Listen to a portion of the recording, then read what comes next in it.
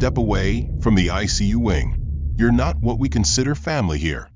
That's what the guard said, loud enough for the entire lobby to hear, as he shoved a soaked, shivering black teenager away from the door his mother was dying behind. No one intervened. Not the nurse who glanced and looked down. Not the administrator who smirked and walked past with 2 donors in tow. Just minutes later, a wealthy white couple strolled in without a question, handed complimentary espresso, and escorted through the very doors the boy had been crying in front of for hours. His offense? Not what he said, not what he did, just who he was, and what he looked like. He didn't scream. He didn't fight. He just stood there, holding a rain-drenched envelope close to his chest like it was the last piece of his soul. No one knew what was in it. No one cared to ask. But here's what they didn't know. That envelope held not just a goodbye, but authority. It held a name buried deep in the hospital's foundation. And the boy they humiliated? He wasn't just someone's son. He was the key to everything.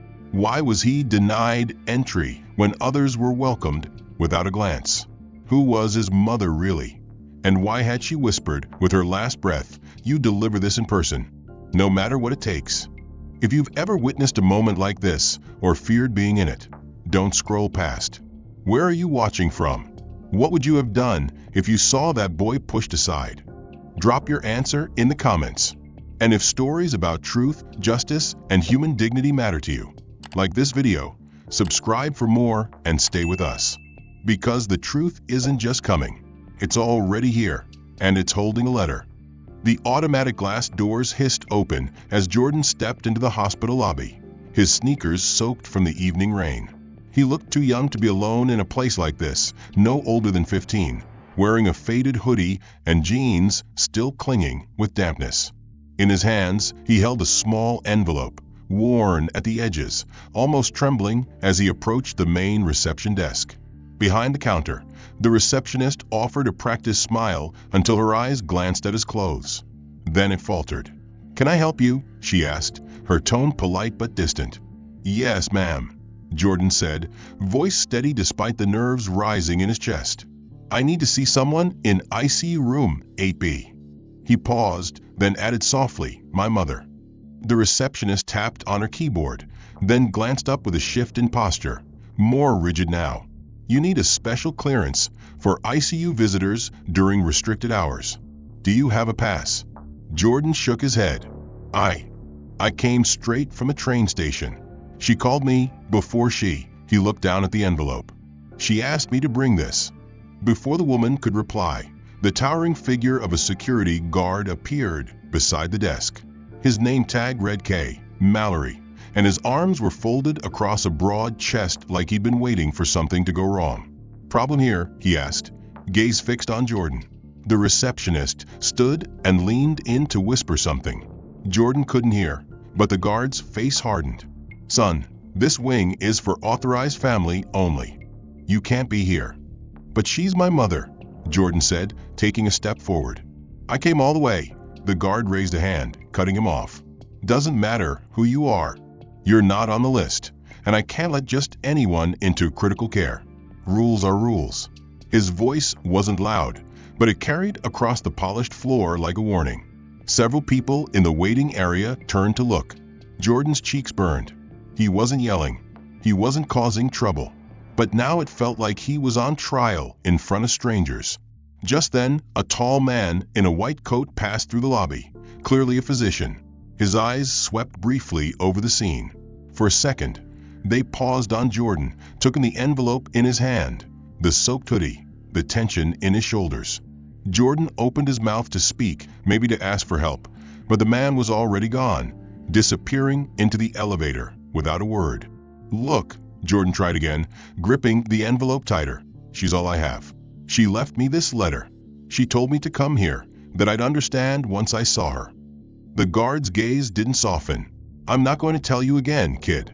Either step back or I'll have to escort you out." The receptionist's voice returned, low and deliberate. "You might want to wait in the public lounge. Visiting hours are over anyway." Jordan didn't move. The envelope in his hand felt like it weighed 1,000 pounds now. The words his mother had whispered on the phone just 20 hours earlier echoed in his ears. Come quickly. Room 8B. Bring the letter. No matter what they say, don't turn back. But no one here seemed to care. A janitor pushing a mop cart glanced at him, then at the security guard and looked away. A nurse walking by checked her clipboard and moved on. It was like he didn't exist. Or worse, he existed, but in a way that was inconvenient. The kind of existence people wished would quietly vanish. Jordan took a slow breath and nodded, more to himself than anyone else. Okay, he said, stepping back, not because he accepted their decision, but because he suddenly understood something. This wasn't a place where truth or need mattered. Only appearances did. The guard relaxed slightly, mistaking Jordan's retreat for submission. That's better. You can wait out there, he said, nodding toward a side room with metal chairs and vending machines. But Jordan didn't go there. Instead, he sat on the floor just outside the ICU hallway, exactly where he'd been told not to be. His back pressed against the cold wall, envelope cradled in his lap, he whispered to himself, "You told me not to leave, Mom. I won't." An hour passed. The hallway lights dimmed to their overnight mode, casting long shadows across the tile. Staff came and went, but none stopped. His phone was dead. He hadn't eaten. Still, he waited, unseen, unwanted, but unshakable. And somewhere deep within room 8B, a machine beeped in quiet rhythm. On the bed lay a woman with tired eyes and a fading pulse, whispering to the ceiling. Her voice, soft and barely audible, said one word: Jordan. The lights in the corridor flickered gently overhead, and Jordan hadn't moved from his spot by the ICU hallway door. His fingers had grown stiff from clutching the envelopes so tightly, the edges now bent and soft from wear. A dull ache throbbed in his legs, but he refused to shift. Just as he began to doze off from exhaustion, a crisp voice echoed through the sterile hall. Mr. and Mrs. Whitmore? He looked up to see a middle-aged white couple stepping through the sliding glass doors, dressed in tailored coats, a Gucci scarf hanging from the woman's neck, and a Louis Vuitton suitcase gliding behind them. The receptionist, the same one who had barely spoken to Jordan earlier, practically leapt from her chair with a radiant smile plastered across her face. "Welcome, we've prepared the VIP lounge for your comfort. Let me escort you." Her tone had changed entirely, elevated, warm, indulgent. The contrast stung. Jordan watched as they were led through the same corridor he had been denied access to, passing by security without a glance, escorted like royalty toward the premium care suites. Seconds later, a second receptionist approached Jordan with a clipboard in hand. "Excuse me, young man," she said, less stern than the guard but still void of empathy. "You can't wait here. You need to use the auxiliary waiting room, downstairs near staff access." She gestured vaguely, not meeting his eyes. "It's policy." Jordan rose slowly, brushing the sleep off his jeans, and looked directly at her. Why was that family allowed through without any questions? The woman hesitated. "They're on our VIP list. Family of one of the hospital's trustees."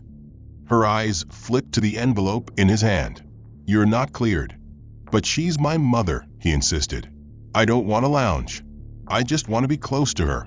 Before the woman could respond, a nurse in teal scrubs, mid-30s, curly hair pulled into a bun, badge reading Lauren Idit, RN, stepped out from the hallway. She'd overheard everything. "This boy's been here all evening," Lauren said, voice calm but firm. "You're sending him to the auxiliary room while strangers are being ushered into premium suites? That doesn't sit right with me." The receptionist straightened, suddenly defensive. "It's not up to me. It's administration's directive. ICU access is tightly controlled." Lauren took a step closer, folding her arms. "We're in healthcare, not hospitality. If his mother's here, he has the same right to grieve, to wait, to be treated like a human being." Just then, a tall man in a navy blazer emerged from a nearby elevator.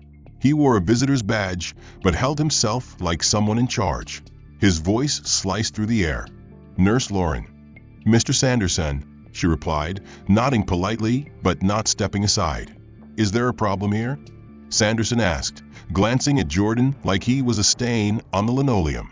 Lauren didn't flinch, I think we're mistreating a child whose mother is in critical care." "The Whitmores are donors," he replied coolly. "They've been vetted. This young man hasn't." His words hung heavy in the air. "He can wait in the auxiliary room. That's already more than required." Jordan felt every eye shift toward him again. There were two paramedics in the hallway who looked away awkwardly, a janitor who silently changed course, and an elderly couple seated nearby who clutched their coats just a little tighter. Shame wrapped around him like a second skin, hot and suffocating. Lauren glanced at him, then back at Sanderson. "You're choosing appearances over decency," she said under her breath. "No," Sanderson replied, adjusting his tie. "I'm choosing order. This hospital runs on it." Lauren didn't respond, but her expression said enough. She turned to Jordan, her voice softer now. "I'm sorry, sweetheart. I did what I could." Jordan didn't blame her. Not her. She had tried. But trying wasn't enough. He was led down a narrow stairwell at the back of the building, through a dim hallway that smelled of cleaning solution and old carpet, and finally into the auxiliary waiting room. It looked nothing like the gleaming upper floors. Fluorescent lights buzzed overhead. The chairs were mismatched and stained. A vending machine in the corner blinked. Exact change only. Jordan sat near the wall, beside a busted heater that hissed and coughed like it was dying. He pulled the envelope from his hoodie pocket and held it up to the flickering light. The seal had cracked slightly. Inside, he could see the edges of a lined paper his mother always wrote on, curled corners, smudged ink, her handwriting. He hadn't opened it. Not yet. She told him not to until the right moment. "You'll know when," she had whispered over the phone. "But you have to deliver it yourself. No one else." His hand trembled, but he pressed the envelope close to his chest, whispering the promise he'd made that morning as he stepped onto the train alone. "I won't let anyone else take this from me." The buzz of an intercom overhead broke the silence momentarily. "Code Blue, ICU room 8B, a voice called out. Jordan froze. That was her room. His stomach dropped. He shot up from the cracked plastic chair, his heart thudding wildly against his ribs. A moment passed, then another. The lights in the hallway beyond flickered, then steadied. Jordan stood frozen, unsure whether to run, to yell, to break protocol and force his way upstairs. But instead, he sat down again, not out of surrender, but strategy. He would wait, and when the moment came, he would be ready. The letter in his hands wasn't just paper. It was legacy, a promise, a key. And deep down, Jordan knew this hospital was about to learn that not all visitors came with badges or board seats. Some came with truth. Jordan remained curled on the edge of the cracked vinyl chair in the auxiliary room, eyes staring blankly at the stained linoleum floor as he clutched the envelope to his chest. The intercom had gone silent since that urgent call, Code Blue, ICU room 8B, and every minute that passed felt like it pulled him deeper underwater. He hadn't moved in what felt like hours, though the clock on the wall ticked steadily forward, indifferent to his dread. His mind replayed the moment over and over, the voice on the speaker, the number of her room, the panic tightening around his ribs. Every breath took effort. Every second was a silent scream. Still he sat. Still he waited. He remembered her voice, always gentle, always calm even through pain. "Promise me, Jordan. If I can't speak for myself anymore, you speak for me. But only when it matters. Not before. And not through anyone else." That moment had to be near. He could feel it, though no one else seemed to. Footsteps echoed from the hallway, just beyond the glass door. A silhouette approached, and the door creaked open. It was the same security guard, Mallory, the one who had blocked him before. His expression unreadable, his steps heavy. He walked in without urgency, then stood in front of Jordan, casting a long shadow. "Come with me," he said curtly. Jordan rose slowly, unsure whether to feel hope or fear. "Why?" "Administration wants to speak to you," the guard muttered. "Security check." Jordan followed him back through the dim hallway, the envelope tucked inside his hoodie now. They reached a side corridor unfamiliar to him, far from the waiting areas, deeper into the staff zones. The fluorescent lights buzzed overhead, casting a sickly green glow. Mallory turned to face him at a junction where two halls met and motioned to a bench near the wall. "Put your bag and anything in your pockets on the table," he said. "Why?" Jordan asked again, this time with more edge.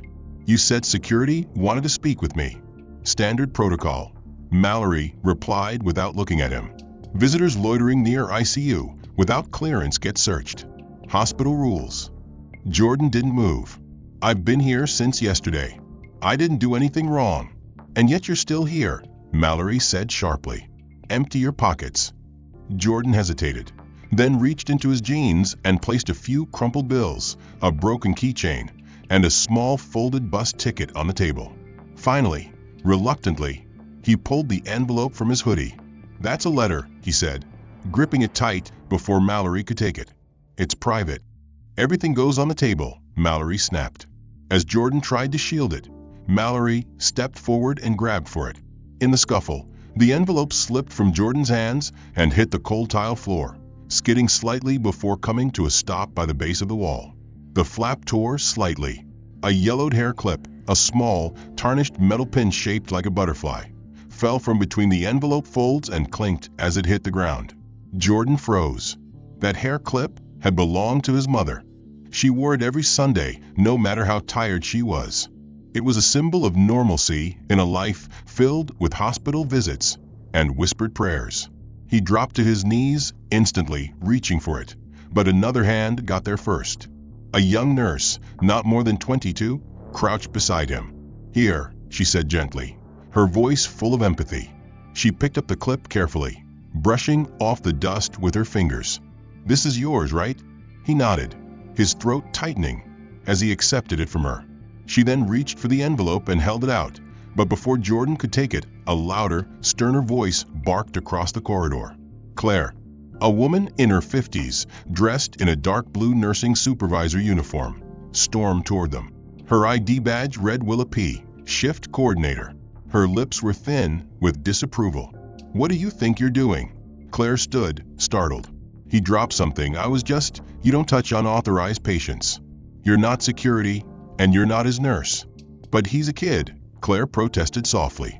"And this isn't a weapons check. It's personal." "Exactly," Willa cut her off. "It's not your place." She turned to Jordan. "You shouldn't even be in this section. This is staff access only. I suggest you return to the auxiliary waiting area immediately, or we'll contact police for trespassing." Claire's mouth fell open slightly, but she didn't speak again. Her eyes flicked to Jordan, full of apology, frustration, and powerlessness. Jordan took the envelope back. The flap now loosened and edges torn, and the clip clasped tightly in his other hand. His voice, when he finally spoke, was low but clear. "That letter is from my mom," he said. "She told me to bring it here. She said it's important, that it's her last words." Willa's expression didn't change. "And unless that letter comes with a notarized guardian order and hospital clearance, it means nothing in this building." Mallory's arms crossed again. Claire looked away. Jordan stood in silence for a moment, his chest rising and falling slowly, then turned and walked back down the hallway alone. The letter now bent, the clip gripped so hard in his palm that its edges bit into his skin. He returned to the auxiliary room, but something inside him had shifted. He could feel it, the pressure, the edge. It was no longer just grief or helplessness. It was resolve. The letter his mother had written, its contents still unseen, wasn't just sentimental. It was a final instruction, a message she believed would outlast her voice, her presence, her body in room 8B.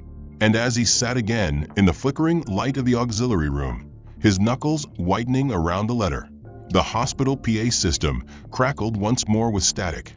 The auxiliary waiting room had grown colder since Jordan returned. Whether it was the air conditioning or just the hollow waste silence settled in corners, he couldn't tell. He sat motionless for nearly 20 minutes, the letter now tucked back inside his hoodie, the butterfly clip clenched tightly in his pocket.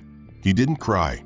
His mother always said tears were not weakness, but that there were moments when stillness made a deeper impact. He stayed still not out of peace, but because every part of him was calculating the next step. His fingers tapped lightly against the armrest. Then, As if some invisible timer had gone off in his chest, he stood. Without a word, without asking permission, he walked out of the auxiliary lounge, retraced his steps up the long hallway, past the elevators, and back into the public corridor that led toward the main ICU reception. People moved around him, nurses pushing carts, families murmuring quietly, the ever-present beeping of machines drifting from behind half-closed doors. He kept walking. He didn't look around. He had walked the same route earlier, but this time he carried something different: defiance. And though no one welcomed him, he pushed forward. He reached the front desk again, where a new face, an older man in a charcoal gray suit, was standing beside the same receptionist from earlier. This man didn't wear a medical badge. Instead, a gold pin on his lapel marked him as administration. He glanced down as Jordan approached, his expression unreadable. "You again," the receptionist said with a forced smile that barely masked her irritation. "You were told to wait downstairs." "I need to see my mother," Jordan said, voice steady, sharper now, hardened by the hours of silence and humiliation. "She's in ICU room 8B. I've been here since last night." The man in the suit spoke for the first time. "I'm Douglas Rains, Executive Director of Operations. We understand your concern, but this is a private facility, and we have procedures in place. Not everyone is entitled to access specialized areas, especially not during critical protocols." His tone was calm, corporate, clean as polished marble and just as cold. Jordan's jaw tightened. "I'm not asking to see the ICU floor. I'm asking to deliver something to her." Rains shook his head. "We have channels for that. Letters or messages can be passed through staff if appropriate, but we can't allow unregistered individuals to disrupt patient recovery environments." "She's dying," Jordan snapped, no longer soft-spoken. "She might already be gone." The lobby fell into a soft hush. Eyes turned. Even the receptionist blinked. For a second, even Rain seemed to pause. But only for a second. "I'm sorry," he said, unmoved. "This isn't a community shelter. It's a privately funded hospital with a duty to maintain order and care for those who belong here." The word belong rang out louder than any shouting ever could. "So I don't?" Jordan asked. "Because of how I look? Or because I didn't come in wearing a suit? Don't twist this into something it's not," Rain said, lifting his chin. "You're not on our list. You've been loitering near restricted areas. And frankly, your presence has already made some of our guests uncomfortable." Jordan took a step back, stunned by the rawness of it. He expected denial, expected distance. But this was the first time someone had said it plainly. "You don't belong here. Not your mother, not your grief, not your truth." That was when it happened. A voice came from the side of the lobby, raspy, unafraid, edged with age and wisdom. "Excuse me," said a woman in a wheelchair near the lounge window. Her gray curls were tied loosely, her coat draped over her knees. She looked no younger than 70. "I've been here for hours watching this boy sit on the floor with nothing but an envelope in his hand. That's not a threat. That's a son trying to say goodbye." Rains's face stiffened. "Ma'am, this is a sensitive matter." "You made it one," she said, without missing a beat. "You've let donors and executives walk in and out of that ICU without questions. And now a child with the courage to stand here alone is being treated like a trespasser." A younger man beside her, likely her son, leaned in. "Mom, let's not get involved." She ignored him. "Let me say what I came here to say." Jordan turned toward her slowly, uncertain whether to feel gratitude or guilt. "He deserves better," the woman continued, locking eyes with Rains. "I don't care what your policy says. The world can be cruel in quiet ways. This is one of them." A nurse near the corridor entrance paused, glancing between them. Security had begun to edge closer, uneasy now. The air shifted. The moment had traction. And just when it seemed the silence would break, Rains turned his hand subtly toward the guard on duty. "Please escort Ms. Gable and her companion to the outpatient wing," he said smoothly. "Their visit is complete." "Excuse me," the younger man beside the woman asked. "We have an appointment in. Your behavior is disruptive," Rains cut in. "We have the right to refuse service at any time." It's in our terms." The woman didn't fight. She just stared at Jordan, then said quietly, "They can't erase what they've done. The truth always finds a door." Then they were gone, pushed out not by force, but by a protocol dressed in civility. Jordan remained standing in the center of the lobby, as alone as he had ever felt. He looked down at the envelope again, the torn flap whispering against his thumb. Then he turned away, taking one last glance at the guarded double doors leading to the ICU wing. He whispered under his breath, "You'll open them soon enough, not for me, but for what I carry." And without waiting for approval, he walked back into the hallway, leaving behind whispers and stares that couldn't pierce him any deeper than they already had. The lights in the east wing of the hospital dimmed to their overnight hue, casting long shadows across the tiled floors as the corridors emptied, except for the distant echo of heels and carts. Jordan sat curled near the junction of two service halls, right beneath a dusty staff-only sign no one paid attention to after hours. He had refused to leave, and when no one came to drag him out, he simply folded himself against the cold wall and closed his eyes. He didn't plan to fall asleep, but exhaustion wasn't something he could resist anymore. The weight of everything, his unanswered presence, the echo of denied humanity, the bitter taste of every cold stare, crushed him into stillness. The envelope rested safely beneath his layered hoodie, pressed between fabric and skin like a hidden relic. The butterfly clip remained wrapped in the curve of his fist, indented into his palm by hours of unconscious clutching. He didn't dream that night. There was no space in his mind left for imagination, just silence and a shiver every time the wind from the nearby HVAC vent hissed past his ear.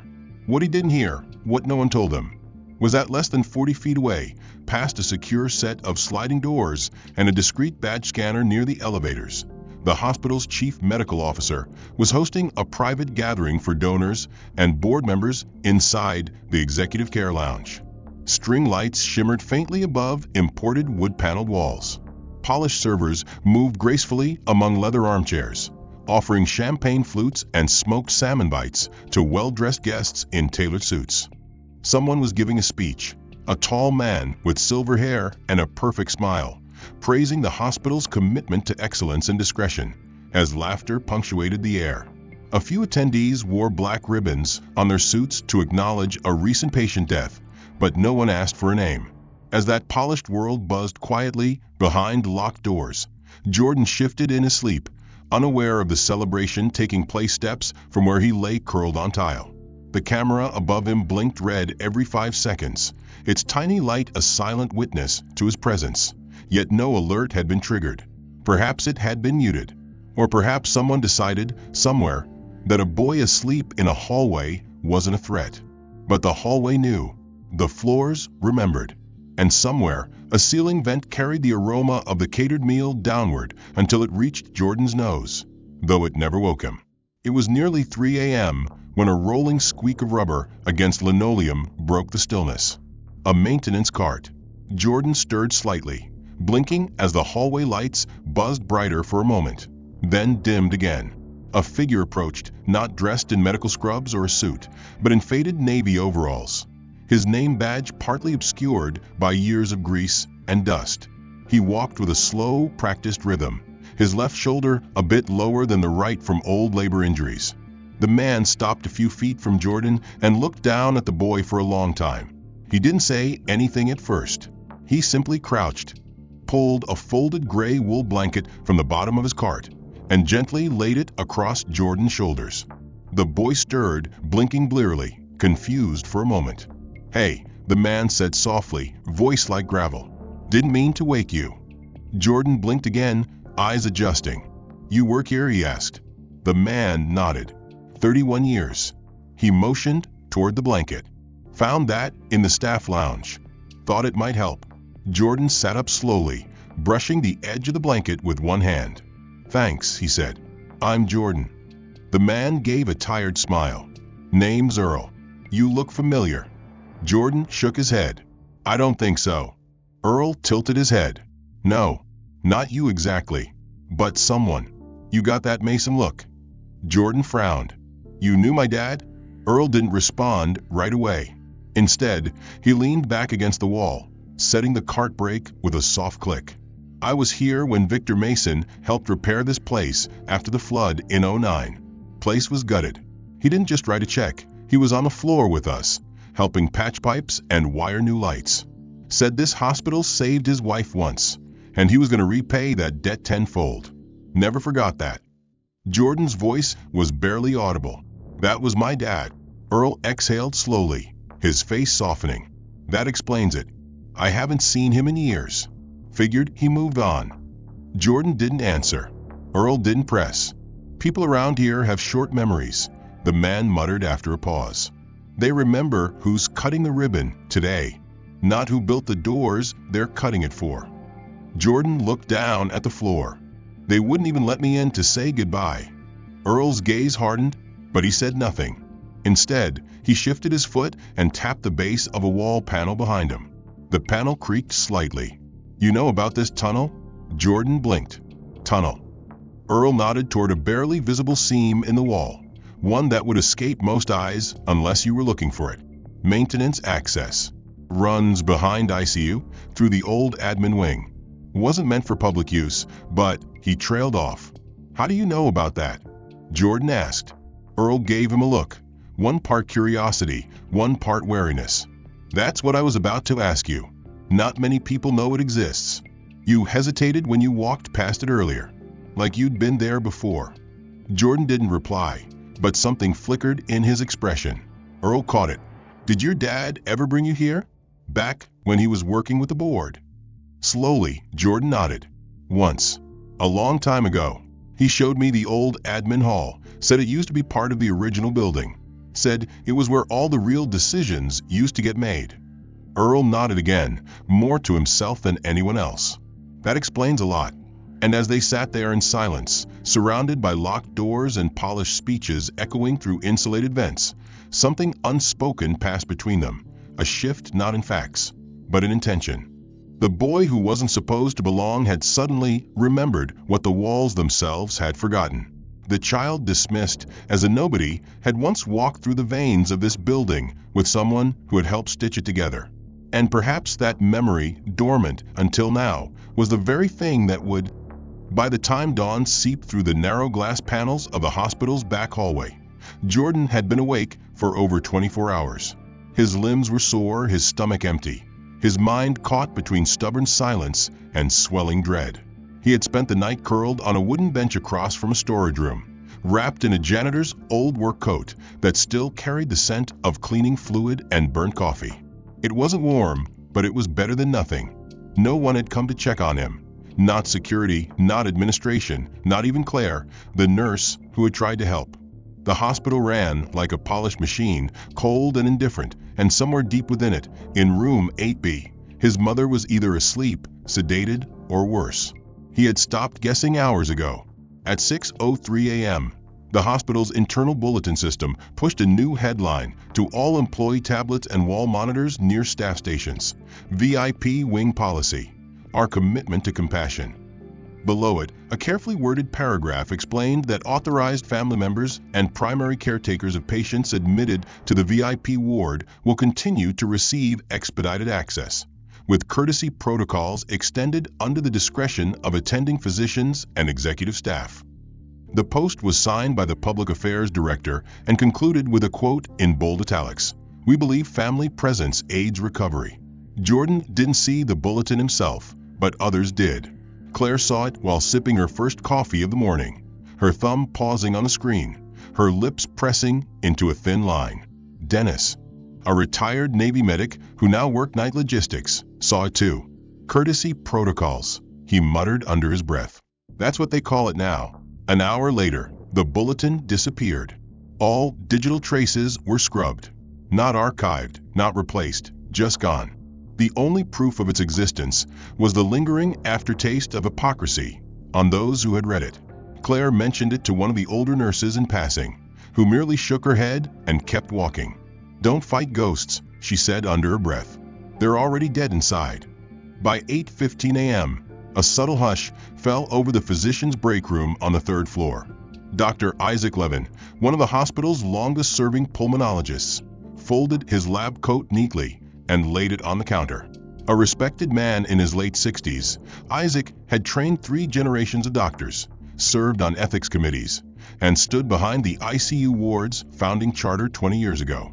He said nothing to the junior staff gathered there. No farewell speech, no explanation. He simply left a sealed envelope on the bulletin board, pinned under his ID badge. It read, "I took an oath to preserve life, not to judge its worth. Today, I saw that oath broken too many times to count. I will not pretend neutrality in the face of exclusion. The child waiting in your hallway has more dignity than the signatures on our policies. I leave with regret, but also with relief." Within the hour, rumors spread quietly through the staff corridors. Some said he'd been pushed out for insubordination. Others believed he had finally had enough. But no one spoke of it publicly. Silence in these halls was the currency of survival. Claire read the note twice before her shift ended. She didn't say a word to anyone but found herself walking slower when she passed the auxiliary waiting room, glancing through the glass to where Jordan still sat, alert, unmoving. The envelope still held close to his chest like it contained oxygen. A quiet question began circulating in whispered tones, never aloud but always present, like a draft of cold air under a locked door. Who was the woman in room 8B? Because no one, absolutely no one, waited this long without shouting, begging, or calling a lawyer. No one sat in silence for 12 hours, without food, without updates, without theatrics, unless they were holding onto something bigger than grief, bigger than love, maybe legacy, maybe truth.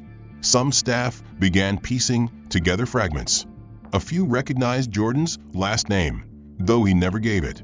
A file clerk remembered seeing an older photo of the woman now in room 8B, back when she worked as a trauma nurse during the hospital's construction phase. Another swore she'd once heard Dr. Levin refer to her as the one who held this place together when we had nothing but bricks and politics. But officially, she was just Patient Bennett Marie. No VIP badge, no platinum donor tag, just another case in the system. Jordan knew none of this. He didn't hear the rumors or see the headlines that disappeared, but he felt the shift. He saw it in the eyes of people passing by. Some now avoided looking at him altogether. Others, like Claire, paused for a second longer. The way people look at a storm they sense is building but can't name yet. Jordan said nothing. He hadn't eaten since yesterday. His lips were dry, his legs numb. But he stayed, because the longer they denied him, the louder the question became. Why is he still here? The letter hadn't been opened, not even by him. He knew its weight by heart, but not its words. And yet, something in him whispered that once it was read, truly read, it wouldn't just change how people saw him. It would change how they saw this entire place. The staff entrance behind him clicked open again. 2 doctors walked past, murmuring about a donor dinner being rescheduled. Another administrator passed, typing rapidly on her tablet. Claire returned from her shift, glanced at him, paused, then continued on. And in room 8B, unseen behind soundproof doors and security-coded access, a machine beeped slower than it had the day before. At exactly 10:02 a.m., a shift in atmosphere occurred so abruptly it felt physical. The dull rhythms of morning procedures were pierced by the sharp hum of an approaching engine, deep, low, and unmistakably powerful. At the hospital's private service entrance, usually reserved for high-level staff and medical transports, a sleek black Rolls-Royce Phantom glided silently past the security checkpoint. No one stepped forward to stop it. No clipboard was raised, no ID badge checked, no hand waved. The gate lifted as if responding to an invisible command, and the car proceeded toward the restricted access garage beneath the ICU wing.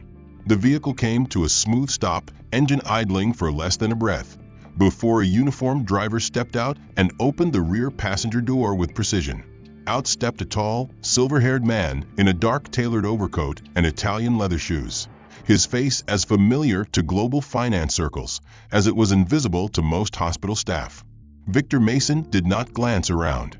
He did not pause to breathe in the sterile air or ask for directions. He simply walked, slow and focused, through the entrance and into the heart of the building, straight into ICU reception, bypassing every layer of hierarchy with a single motion, unfolding a navy blue folder embossed with the Mason Holdings seal and placing it firmly on the front desk. Behind the counter, the administrative assistant blinked, unsure if what she was seeing was real. Then recognition flickered in her eyes, not just because of who he was, but because of what that folder represented. She rose without a word and tapped her earpiece, signaling security, legal, and operations simultaneously. Victor didn't look at her. He opened the folder and turned it toward her. "This is the original donor agreement," he said, voice even, crisp, with the edge of someone long past the need to raise it. Article 9. Access precedence in ICU for all direct family members of primary signatories, regardless of clearance, financial status, or departmental policy. That clause remains binding for 25 years. She stared at the line he pointed to. There it was, in black ink and legal jargon, beneath the header. Foundational Grant for Infrastructure Expansion Phase 1. Her hand hovered over the desk phone. "Sir, I think you'll need to speak with—" "No," he interrupted, already walking away. "You will alert Chief Rains and inform ICU Command that I am activating Section 9. Effective immediately." News moved through the halls, not by words, but by glances. Security teams turned inward, confused. Some stopped walking mid-shift.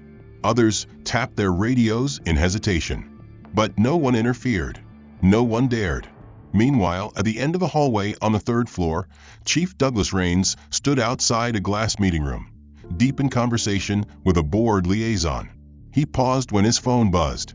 He checked the screen once, twice, then paled. Without finishing the sentence he was speaking, he turned and walked briskly toward the ICU. Victor Mason had arrived. That name, rarely spoken but heavily funded, carried a weight no administrator could counter. He wasn't just a donor. He was the cornerstone investor behind the hospital's private wing surgical robotics suite and the $60 million endowment sustaining its elite status.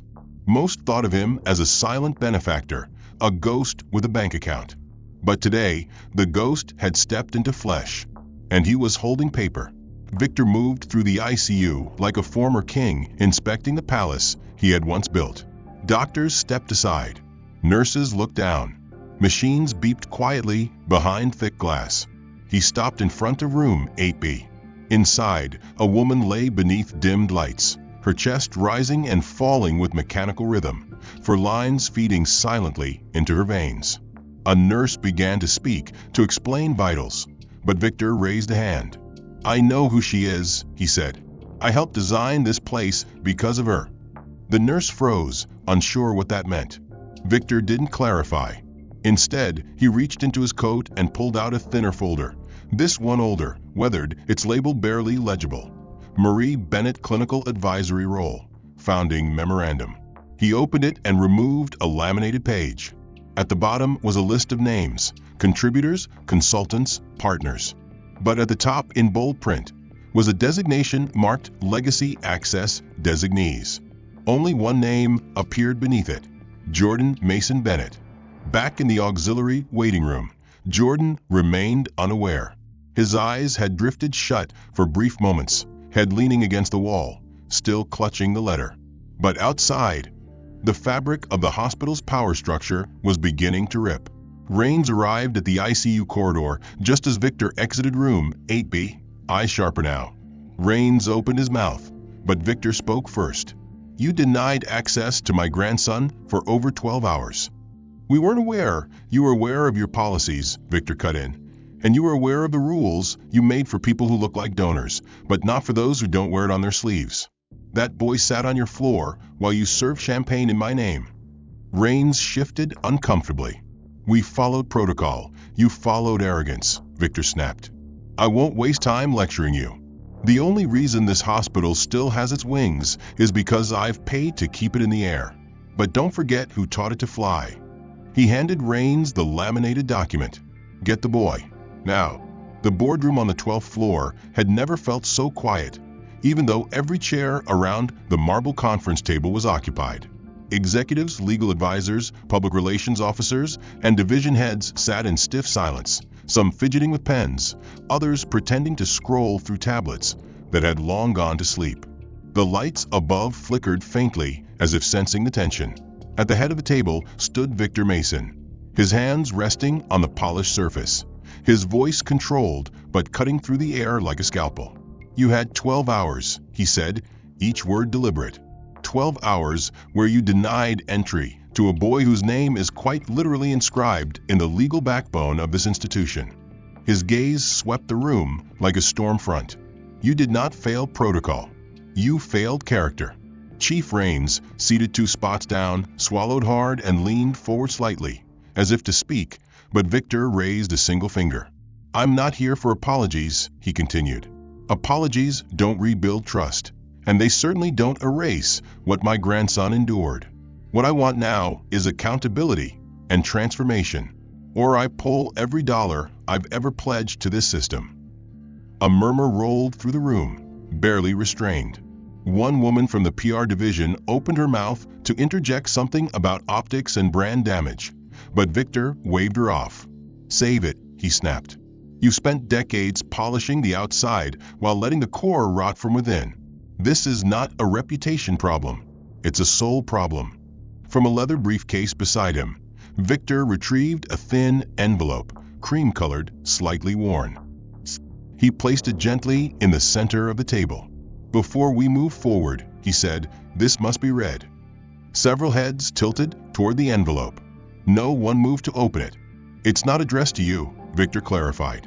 "It was written for my grandson, but its words belong in this room, because the woman who wrote it made this room possible."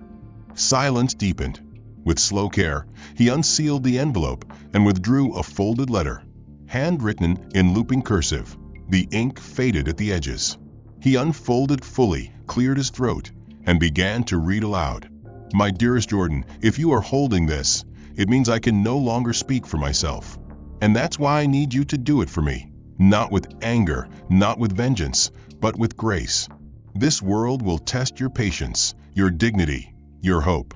It will ask you to prove you belong in rooms your ancestors built, but were never welcomed into.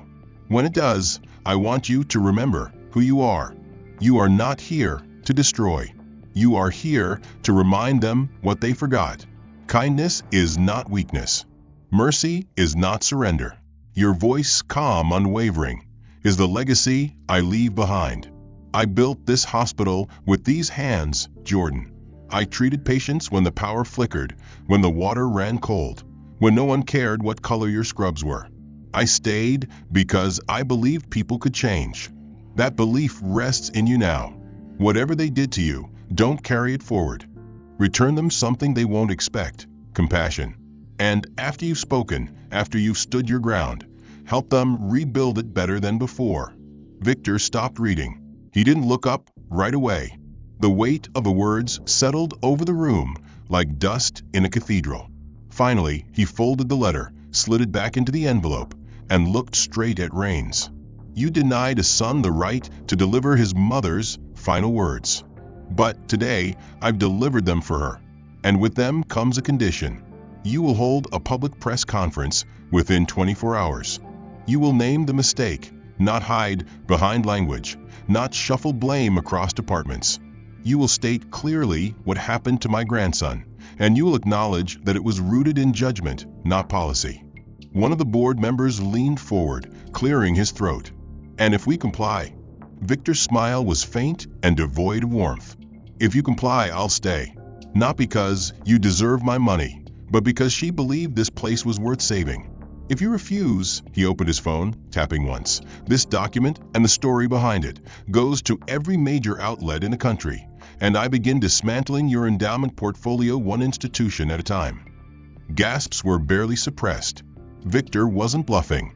Everyone in the room knew the reach of his wealth and the depth of his influence.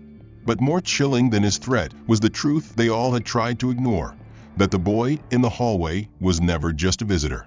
He was a mirror, reflecting everything they didn't want to see. The meeting continued for another 15 minutes, but no one truly heard the closing remarks. No decision was made yet, But the balance of power had already shifted. Elsewhere, in the same auxiliary hallway where Jordan had spent the night, a young intern was tasked with escorting him upstairs. She didn't say much, just that he had been granted access, and that his presence was now cleared. Jordan didn't ask who gave the order. He only followed, the letter still folded in his hoodie, a different envelope, now resting quietly in Victor's coat pocket. What the intern didn't know, and what the rest of the hospital had yet to realize, was that Jordan wasn't just Marie Bennett's son. He was the legal heir and sole designated steward of the Bennett Foundation for Community Care, a non-profit organization that had funded over 20,000 surgeries for underserved families across the country, most of them quietly administered through this very hospital's partner clinics. It was Marie Bennett's life's work, born from her years as a nurse, expanded with Victor's funding, and now placed in the hands of her youngest child, one who had never needed to speak loudly to be heard, who had never worn a badge, but carried the authority of legacy in his silence. The moment the elevator doors opened and Jordan stepped into the ICU wing, the staff didn't just part, they stood still, watching, absorbing the quiet truth now rippling through their hallways like a long-delayed wave. By the time the sun had reached its midday peak, the news had already begun to fracture the calm exterior of the hospital's administration tower. Emails flew silently across encrypted channels. Internal phone lines blinked without pause. Some staff walked faster, others spoke in hushed tones, and more than one executive office door slammed shut with a finality that echoed. The press conference had not yet happened, but the prelude had already gone public. An anonymous whistleblower had leaked the internal memo from Victor Mason's legal team, including the activation clause, the letter from Marie Bennett, and the list of names within the Legacy Access Registry, all authenticated, time-stamped, and legally binding. Within 40 minutes of the leak, 3 local news outlets and 2 national ones had published it. Within an hour, the hospital's PR team found themselves playing catch-up with a truth they could no longer shape. Chief Douglas Rains was the first to go. The board had met in emergency session, half of them from home offices, others in closed-door chambers just one floor above the lobby, where Jordan had once been dismissed without a second glance. The vote wasn't unanimous, but it was decisive. By the end of the hour, Rains's nameplate was removed from his office door, his access badge deactivated, and his photograph quietly taken down from the executive leadership wall. He was escorted from the premises not by security, but by the head of HR and a legal observer, formality masking consequence. When asked if he had anything to say, he replied only, "They'll forget this by next month," before stepping into a waiting car that did not belong to the hospital fleet. Shortly after, Willa Peterson, head nursing supervisor, received her official notice of suspension pending investigation. The report cited multiple incidents involving discriminatory conduct, willful disregard of emergency compassion protocols, and documented staff complaints dating back 3 years, most of which had mysteriously vanished until now. She was escorted to her locker in silence, her credentials revoked mid-shift. Her departure wasn't loud. It was quieter than anyone expected, but every nurse in the ICU paused to watch it. No one clapped. No one jeered. They simply stood still and remembered the moments they had stayed silent when they should have spoken up. Kenneth Mallory, the security officer who had first blocked Jordan's entry, was called into the Lower East Conference Room at 2:17 p.m., where 2 representatives from the hospital's new legal compliance team waited alongside a senior investigator from the National Human Rights Commission. His record was clean, but his actions, captured on camera, transcribed in incident reports, and echoed in testimony from at least 5 witnesses, painted a pattern. He did not deny them. He simply said, "I was doing my job." The investigator replied, "And now we're doing ours." By late afternoon, the hospital's official channels issued a rare and formal statement.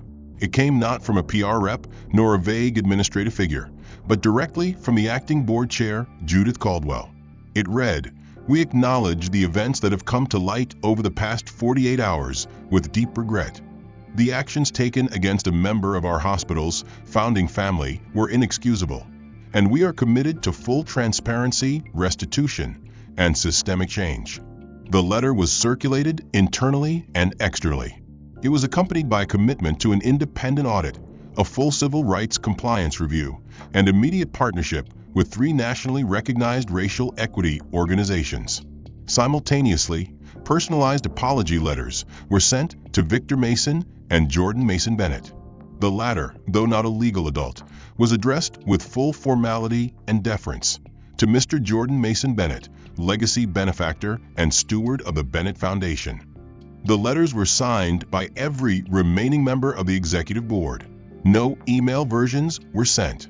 Only physical letters, delivered by hand, stamped and sealed in gold-trimmed envelopes, as if to compensate for the weight they had failed to carry when it mattered most. Across staff lounges and nurses' break rooms, conversations that had once been avoided now emerged like steam from a pressurized valve. Some admitted guilt. Others confessed relief. A few voiced anger, not at what had been exposed, but that it had taken a child's suffering and a billionaire's threat to bring it to the surface. In the elevator bays, people spoke Jordan's name in low tones, not as a subject of pity, but as a symbol of what had been ignored for too long, of what had been broken quietly and often. In the HR annex, a new team had already begun re-evaluating employee conduct files. Anonymous reporting lines were opened. Staff were encouraged to speak without fear of retaliation. One intern, who had helped escort Jordan to the ICU earlier that morning, submitted her full account of what she had witnessed over the past 2 days. Her report ended with a line that would later be quoted in national media. What they called protocol was never about safety. It was about control. He didn't break the rules. He revealed them. Meanwhile, the hallways of the ICU grew strangely calm. The doors still slid open with the same hydraulic hush. Machines still beeped. But the rhythm felt different, as if the building itself knew something had changed. Nurses looked patients in the eye longer. No one rushed past unfamiliar faces. The auxiliary waiting room, once cold and empty, was cleaned thoroughly, chairs replaced, and a new sign was posted above its entrance. All family is welcome here. Marie Bennett, though unconscious in her bed, seemed to breathe steadier that evening. Her monitors showed a slight improvement, enough for the nurses to take notice, enough for Claire to smile softly as she checked the foredrip and whispered, "He waited, just like you said he would." And far below, in the administrative sublevel, where donor plaques and archival blueprints lined the walls, a small maintenance team was instructed to remove a long-forgotten placard misfiled years ago. It bore the name Marie E. Bennett, RN Foundational Clinical Strategist. It had never been mounted. That was about to change. 1 year had passed, though for some, the weight of that year felt longer than all the years that came before it. The hospital no longer looked quite the same, though the structure remained untouched. What had changed was not its walls or wires, but its memory, rewritten, repainted, and rebuilt by the very truth it once tried to suppress. The gold-lettered sign that once read Northbridge Medical Pavilion had been carefully removed one early morning in spring. In its place now stood a larger, brighter plaque that gleamed under the midday sun, bearing a name once spoken in whispers, now carved in stone: the Marie Bennett Center for Compassionate Medicine. Beneath the name, etched into the brushed steel surface, were 4 words that had become the cornerstone of the institution's renewal: built by kindness, healed by truth. Inside, the ICU wing, once reserved only for donors, officials, and elite patients, now bore glass walls that allowed natural light to pour in. New signage made clear that family, regardless of wealth or influence, had the right to be present. The auxiliary waiting room had been redesigned entirely, with new seating, warm lighting, and a community bookshelf filled with donated stories of hope and loss. A corner of the room now held a photograph of Marie in her nurse's uniform, smiling at the camera, her badge slightly tilted, her eyes as steady as they were soft. Next to the frame sat a copy of the handwritten letter she had once left for Jordan, sealed in protective glass, not as a relic of scandal, but as a testimony of resilience. Jordan himself did not visit often, not because he wasn't welcome, but because he knew the legacy no longer needed his presence to remain alive. He had chosen to focus on expanding the Bennett Foundation's reach, investing in mobile clinics, scholarship funds, and health education initiatives across underserved communities. When he did come, though quietly, without fanfare, the staff stood a little taller.